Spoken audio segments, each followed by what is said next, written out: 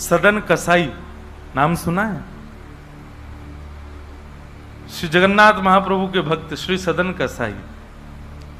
सदन कसाई जो थे वो मांस बेचते थे, यही उनका काम था।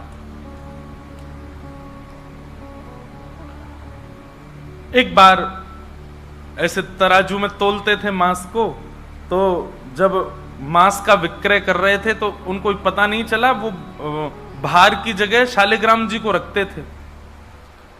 लेकिन कीर्तन उनको बड़ा प्रिय था, कीर्तन करते हुए मांस बेचते थे। बताओ, ऐसा उनका स्वरूप। एक बार एक महात्मा वहां से निकल रहे थे, तो महात्मा ने जैसे ही देखा, वो तो देखते ही पहचान गए। मुंह पे कपड़ा रख करके जा रहे थे, तो देखा कि ये तो शालिग्राम जी हैं। तुरंत, अरे तुम क्या कर रहे हो, बहुत बड़ा पाप है, ये तो साक्षात शालिग्राम जी हैं। उसने कहा महाराज मुझसे गलती होगी, मुझे तो पहचान है नहीं। बोले लाओ इनको मुझको दो।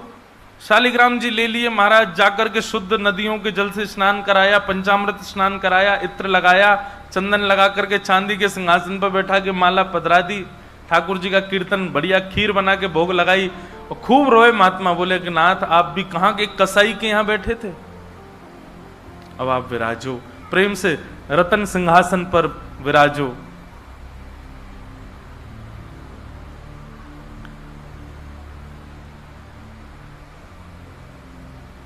ठाकुर जी विराज गए। रात्रि को महात्मा के स्वप्न में आए और स्वप्न में आकर के बोले सुनो, सुबह होते ही हमको ले जाओ और हमको वो सदन कसाई के पास छोड़ के आओ। महात्मा बोले वहां प्रभु मांस बेचता है, वो आपको तोलता है, तोलने के लिए भार बना करके रखता है, आप उसके यहां क्या करेंगे? ठाकुर जी कह रहे हम जितना कह रहे हैं उतना करो बस। बोले नाथ ये तो वेद विरुद्ध हो जाएगा, ये तो शास्त्र विरुद्ध हो जाएगा, मैं आपको कैसे वहां छोड़ के आ सकता हूं?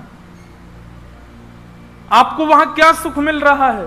वो शुद्ध नहीं, पवित्र नहीं, उसका स्थान अच्छा नहीं, मांस विक्रय करने वाला व्यक्ति, महापापी व्यक्ति, वहां क्यों जाना है आपको? ठाकुर जी बोले कहीं पर हमको स्नान करने में सुख मिलता है, कहीं हमको सिंहासन पर बैठने में सुख मिलता है, कहीं भोजन करने में सुख मिलता है, कहीं माला पहनने में सुख मिलता है, सदन कसाई के हमको लुढ़कने में सुख मिलता है।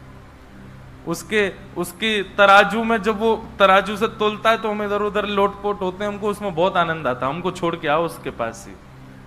और वो मांस विक्रय करता है, चलो जो भी है, लेकिन जब उसके यहाँ तोला जाता है और वो तोलते समय हम लुढ़कते हैं तो वो कीर्तन गाता है, वो मुझे बहुत अच्छा लगता है, मुझे उसके पास छोड़ के आओ।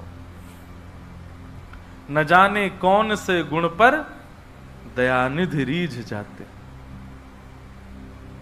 कभी कभी हमको ऐसा लगता है कि कुछ ना कुछ करते रहो बंधुओं, किसी से तो रीझ जाएंगे ठाकुर जी, कभी तो रीझेंगे, कभी तो उनको कोई ना कोई चीज तो भाएगी हमारी।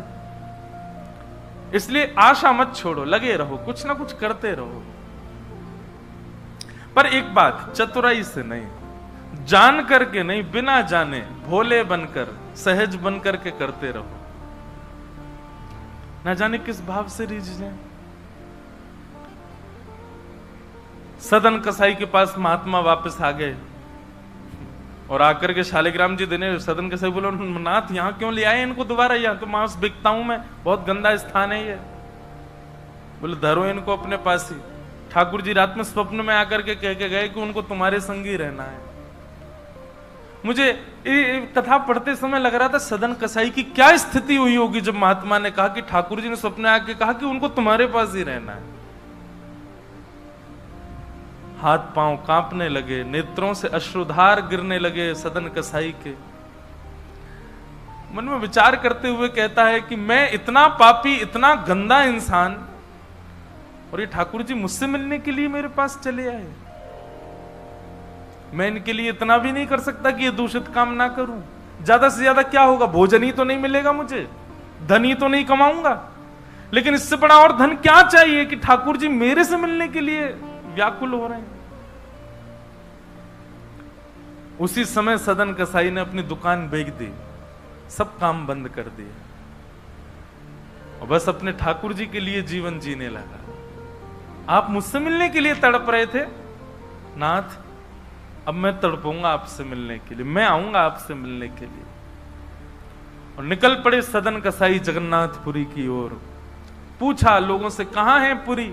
लोगों ने दिशा बता दी। बोले वहीं विराज रहे हैं जगत के नाथ, वहीं विराज रहे हैं साक्षात नंदन नंदन। एक बात बताएं बंधुओं, सतयुग, त्रेता, द्वापर, कलयुग, 4 युग हैं। सतयुग के पूज्य ठाकुर जी, अर्चनीय ठाकुर जी हैं श्री बद्रीनाथ भगवान। सतयुग के जितने भी लोग हैं उनकी मनोकामना पूर्ति हो, उनकी सिद्धि पूर्ति हो, उनकी अर्चना का केंद्र हो, उनकी साधना का केंद्र वो बद्रीनाथ ही है। इसलिए बद्रीनाथ जब जाते हैं तो वहां हमको सामान्य कलयुगी व्यक्ति वहां रुक नहीं पाता ज्यादा दिन। एक प्रैक्टिकल है, अगर आप बद्रीनाथ में ज्यादा टिक नहीं पा रहे हो तो इसका मतलब है कि आप पूर्ण रूपेण कलयुग ने आपको जकड़ रखा है। वो लोग बुरा ना माने जो लोग बेचारे नहीं रुक पाते वहां पे। भले ही चाहे कुछ हो, ऑक्सीजन कम हो जाएगी, ब्लड प्रेशर हाई हो जाएगा, सांस नहीं आएगी। और महाराज कई लोगों को मैंने देखा है, अपना अनुभव किया है, बद्रीनाथ जाते हैं कमरा में घुसे नहीं कि उनको पता नहीं क्या ऐसा हुआ पकड़ लेता, वो दर्शन तक नहीं जा पाते। वो बस एक ही रट लगाते हैं, हमको वापस भेजो, हमको वापस भेजो, हम रुक नहीं पाएंगे यहां पे। तो बद्रीनाथ जो है ये सतयुग का स्थान है, सतयुग का धाम है, सतयुग के लोगों का पूजा का, अर्चना का केंद्र है। त्रेता का स्थान है श्रीरंगम और रामेश्वरम। श्री राम जी के अर्चनीय ठाकुर जी हैं श्री रंगनाथ भगवान, शेष शैया पर जो ऐसे पौड़े हैं। श्रीरंगम त्रिचिरापल्ली में